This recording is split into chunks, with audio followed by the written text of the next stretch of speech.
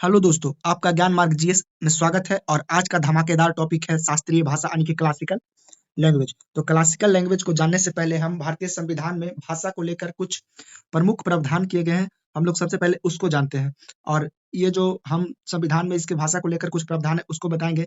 यहाँ से क्वेश्चन आते हैं तो आप लोग जरूर देखिएगा। तो देखिए, भारतीय संविधान का जो है भाग 17 हमारा, इसमें अनुच्छेद 343 से लेकर 351 तक भाषा संबंधी प्रावधान किया गया, जो कि हिंदी को देवनागरी लिपि में संघ की राजभाषा घोषित करता है। और मुख्य प्रावधान इसका हिंदी का विकास 8वीं अनुसूची में 22 क्षेत्रीय भाषाओं को मान्यता और शासकीय कार्यों में 15 वर्षों तक अंग्रेजी का उपयोग शामिल है। तो आइए इसके आगे हम लोग चलते हैं। तो इसके आगे कुछ प्रमुख संवैधानिक प्रावधान है जो कि अनुच्छेद के अनुसार हम लोग समझेंगे। तो आइए चलते हैं, समझते हैं।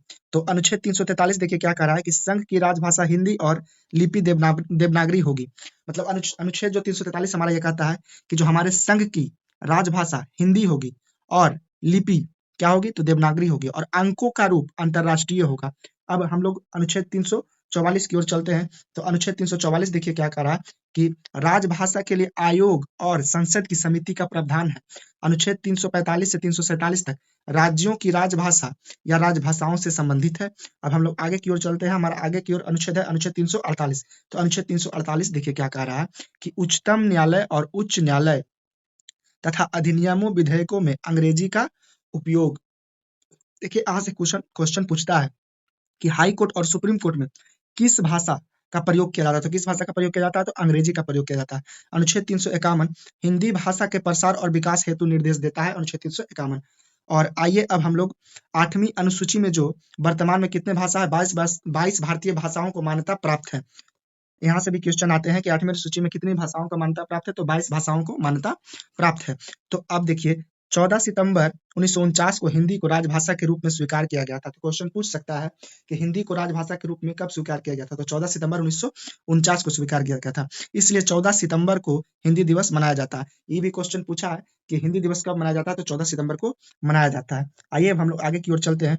आगे देखिए, अब हम लोग क्लासिकल लैंग्वेज पे आ जाएंगे और चलिए स्टार्ट करते हैं कि 3 अक्टूबर 2024 को भारत सरकार ने मराठी, पाली, प्राकृत, असमिया और बंगाली को शामिल करते हुए अब कुल 11 भाषाओं को शास्त्रीय भाषा का दर्जा दिया।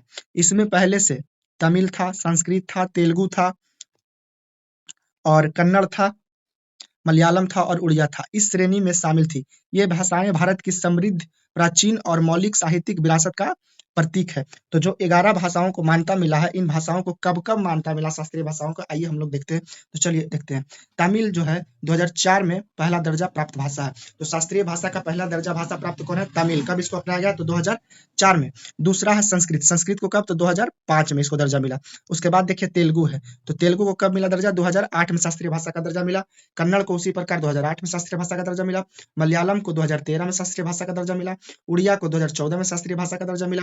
मराठी को 2024 में शास्त्रीय भाषा का दर्जा मिला और पाली को 2024 में शास्त्रीय भाषा का दर्जा मिला और प्राकृत को